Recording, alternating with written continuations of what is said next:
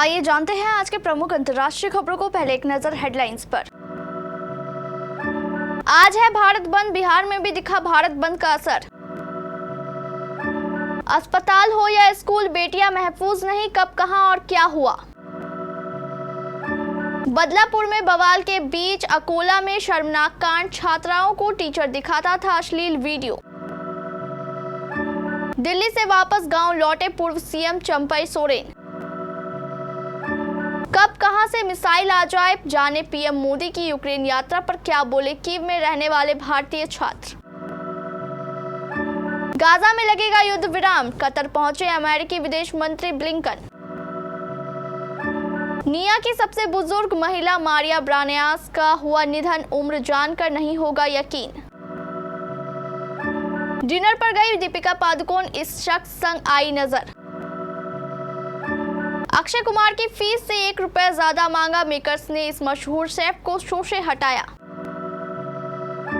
और बीसीसीआई ने तोड़े सभी रिकॉर्ड, आईपीएल से हुई बम्पर कमाई।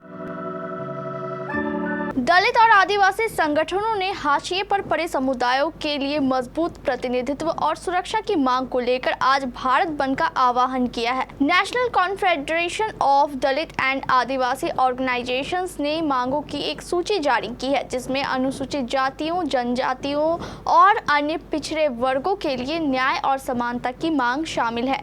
संगठन ने हाल ही में सुप्रीम कोर्ट के 7 न्यायाधीशों की पीठ द्वारा सुनाए गए फैसले के प्रति विपरीत दृष्टिकोण अपनाया है, जो उनके अनुसार ऐतिहासिक इंदिरा साहनी मामले में 9 न्यायाधीशों की पीठ द्वारा लिए गए फैसले को कमजोर करता है, जिसने भारत में आरक्षण की रूपरेखा स्थापित की थी। कोलकाता हो या महाराष्ट्र का बदलापुर, लोगों का गुस्सा 7वें आसमान पर है। वजह है बेटियों के साथ दरिंदगी और छेड़छाड़। अस्पताल हो या स्कूल, बेटियां कहीं भी महफूज नहीं दिख रही है।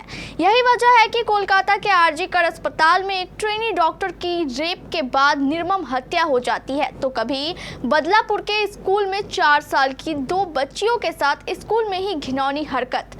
कोलकाता कांड और बदलापुर में बच्चियों से छेड़छाड़ पर देश भर में बवाल जारी है।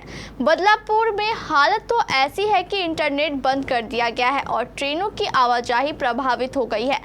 बदलापुर में मंगलवार को बड़ा बवाल हुआ। 2 बच्चियों से छेड़छाड़ से गुस्साई भीड़ ने स्कूल में तोड़फोड़ की और रेलवे स्टेशन को बंधक बनाकर जमकर प्रदर्शन किया। हालांकि इस मामले में अब एक्शन लिया जा चुका है। आरोपी सफाई कर्मी दबोचा गया है और एसआईटी इस मामले की जांच कर रही है। सरकार ने कहा है कि आरोपी को फास्ट ट्रैक कोर्ट में कड़ी से कड़ी सजा दिलाई जाएगी। वहीं आरजी कर अस्पताल कांड में सुप्रीम कोर्ट ने मंगलवार को ममता सरकार की खिंचाई की और मृतक डॉक्टर की फोटो पब्लिक होने पर हैरानी जताई। महाराष्ट्र के बदलापुर के बाद अब अकोला में स्कूल की छात्राओं के साथ शर्मनाक घटना हुई। यहां सरकारी स्कूल का टीचर छात्राओं को अश्लील वीडियो दिखाता था।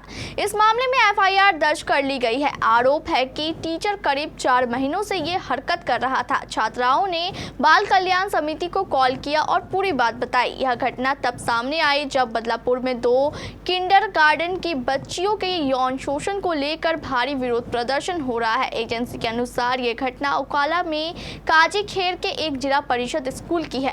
यहाँ 47 साल का टीचर 4 महीने से स्कूल की 6 छात्राओं को अश्लील वीडियो दिखा रहा था। वह छात्राओं को मजबूरन वीडियो दिखाकर उन्हें परेशान करता था। इससे तंग आकर छात्राओं ने बाल कल्याण समिति के टोल फ्री नंबर पर कॉल किया और शिकायत दर्ज कराई। झारखंड की सियासत में भूचाल आने के बाद पूर्व सीएम चंपई सोरेन दिल्ली से वापस अपने गांव चिलीगोड़ा पहुंचे। दिल्ली में 4 दिन रहने के बाद पूर्व मुख्यमंत्री 20 अगस्त 2024 मंगलवार की देर रात करीब 12 बजे के आसपास अपने गृह जिला सरायकेला पहुंचे थे, जहां देर रात तक उनके समर्थक उनके इंतजार में टकटकी लगाए बैठे थे। उनके गाँव पहुँचते ही समर्थकों ने गर्मजोशी के साथ उनका स्वागत किया। उधर पूर्व सीएम चंपई सोरेन ने फिर से अपना स्टैंड क्लियर करते हुए कहा कि वे अपने फेसबुक पेज पर लिखे पोस्ट पर अभी भी कायम है। उन्होंने कहा कि मैं दिल्ली निजी काम से गया था, उसी दौरान मैंने पोस्ट करके पूरे देश के सामने अपनी विचार रखी। मैं उसी विचार पर कायम हूँ। मेरे पास 3 विकल्प है, संन्यास लेना, नया संगठन बनाना या कोई अच्छा दोस्त मिल जाए तो उसके साथ काम करना। मेरा नया अध्याय शुरू होगा। मैं संन्यास के बारे में सोच रहा था, लेकिन लोगों से बहुत प्यार मिल रहा है। मेरी झामुमो के किसी भी व्यक्ति या नेता से कोई भी बात नहीं हुई है। प्रधानमंत्री नरेंद्र मोदी आज 21 अगस्त से 3 दिवसीय दौरे पर यात्रा करेंगे। 21 और 22 अगस्त को पीएम पोलैंड दौरे पर रहेंगे और फिर 23 अगस्त को युद्धग्रस्त यूक्रेन की राजधानी कीव दौरे पर जाएंगे। 45 वर्षों में यह पहली बार है जब कोई भारतीय प्रधानमंत्री पोलैंड की यात्रा पर जा रहा है। वहीं यूक्रेन के इतिहास में पहली बार कोई भारतीय प्रधानमंत्री कीव जा रहा है। इस यात्रा को लेकर यहाँ रहने वाले भारतीय समुदाय के लोग काफी उत्साहित हैं। दरअसल पिछले लंबे समय से रूस और यूक्रेन के बीच युद्ध जारी है। दोनों देशों के लाखों लोग मारे जा चुके हैं और कई शहर तबाह हो चुके हैं। इन सबके बीच प्रधानमंत्री नरेंद्र मोदी की यूक्रेन यात्रा एक युद्ध विराम की किरण के रूप में देखी जा रही है। यूक्रेन में रहने वाले भारतीय लोगों का कहना है कि पीएम मोदी की पहल से दोनों देशों के बीच युद्ध विराम होगा। कारण पिछले महीने यानी जुलाई में पीएम मोदी रूस दौरे पर गए थे। अमेरिकी विदेश मंत्री एंटनी ब्लिंकन मंगलवार को गाजा में युद्ध विराम और बंधकों की रिहाई के लिए राजनयिक प्रयास के अगले चरण में कतर की राजधानी दोहा पहुंचे। दरअसल ब्लिंकन इजराइल और हमास के बीच विवाद के प्रमुख क्षेत्र बने हुए हैं। ब्लिंकन ने पहले दिन में मिस्र में राष्ट्रपति अब्देल फतेह अल सीसी से मुलाकात की, जिनका देश अमेरिका और कतर के साथ महीनों से गाजा वार्ता में मध्यस्थता करने में मदद कर रहा है। ब्लिंकन की इस क्षेत्र की यात्रा में सोमवार को इजराइल में बैठकें भी शामिल थी। उन्होंने कहा कि इजराइल के प्रधानमंत्री बेंजामिन नेतन्याहू ने पिछले सप्ताह वार्ता के बिना किसी सफलता के रुकने के बाद दोनों पक्षों के बीच की खाई को कम करने के उद्देश्य से अमेरिका के पुल प्रस्ताव को स्वीकार कर लिया है और हमास से भी इसे स्वीकार करने का आग्रह किया है। दुनिया की सबसे अधिक उम्र की महिला मारिया ब्रानियास का रात में सोते वक्त निधन हो गया। उनकी मृत्यु 117 साल 168 दिन में हुई। मारिया के परिवार के लोगों ने मंगलवार को सोशल मीडिया पर निधन की जानकारी साझा की। जनवरी 2023 में फ्रांसीसी नन लूसील रैंडन की मृत्यु के बाद मारिया दुनिया की सबसे बुजुर्ग इंसान बनी थी। परिवार के लोगों ने बताया कि उत्तर पूर्वी स्पेन के ओलोट शहर स्थित अपने घर में रात को सोते समय मारिया का निधन हो गया।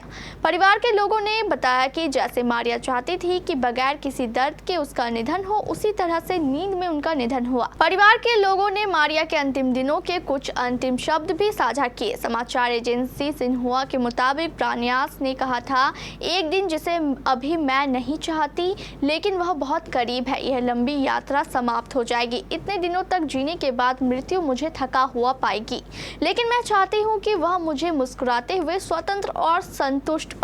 रोना मत, मुझे आंसू पसंद नहीं है और मेरे लिए दुखी नहीं होना, क्योंकि तुम जानते हो मैं जहां भी जाऊंगी खुश रहूंगी, क्योंकि मैं किसी न किसी तरह से तुम्हें अपने साथ रखूंगी।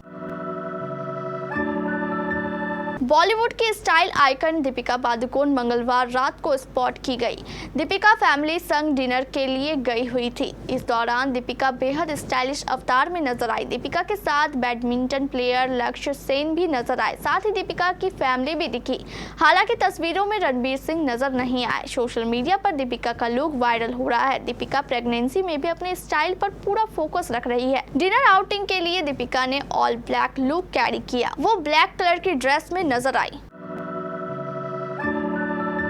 क्या आप जानते हैं कि सेलिब्रिटी शेफ संजीव कपूर को मास्टर शेफ इंडिया के पहले सीजन से निकाल दिया गया था। वो इस कुकिंग रियलिटी शो में बतौर जज शामिल होने वाले थे, लेकिन उनकी छोटी सी डिमांड की वजह से उन्हें निकाल दिया गया था। उन्होंने अक्षय कुमार से जुड़ी एक छोटी सी शर्त रख दी थी। हालांकि बाद में शेफ ने अपनी शर्तों पर शो में वापसी की। संजीव कपूर ने इस बात का खुलासा खुद किया। उन्होंने सिद्धार्थ कनन को दिए अपने इंटरव्यू में पूरा किस्सा बताया। संजीव ने कहा कि उनकी अक्षय से कोई दुश्मनी नहीं है, पर उन्होंने मेकर्स से बस एक्टर को मिलने वाली फीस से 1 रुपए ज्यादा मांग लिया था, क्योंकि संजीव का मानना था कि कुकिंग उनकी फील्ड है, इसमें तो उनका हक बनता है। इंडियन प्रीमियर लीग आईपीएल दुनिया की सबसे पॉपुलर क्रिकेट लीग है। अब एक रिपोर्ट में कहा गया है कि 2023 में इस लीग से बीसीसीआई को बम्पर मुनाफा है। रिपोर्ट का दावा है कि कंपनी ने साल 2022 की तुलना में साल 2023 में 116% ज्यादा मुनाफा दर्ज किया है। आगे यह बताया गया है कि बीसीसीआई की इनकम बढ़ने के साथ ही खर्च में भी बढ़ोतरी हुई है। आइए जानते हैं बीसीसीआई ने आईपीएल 2023 से कितना मुनाफा कमाया है। इकोनॉमिक टाइम्स की रिपोर्ट के अनुसार बीसीसीआई को आईपीएल से 5,120 करोड़ रुपए का सरप्लस मिला है। साल 2022 में बीसीसीआई को 2,367 करोड़ रुपए का सरप्लस मिला था, जो अब 116% बढ़ चुका है। रिपोर्ट के मुताबिक आईपीएल 2023 से कुल आय 11,769 करोड़ रुपए हुई है। यह साल दर साल के दौरान 78% की बढ़ोतरी है। बीसीसीआई की खर्च भी 66% बढ़कर 6,648 करोड़ रुपए हुआ है।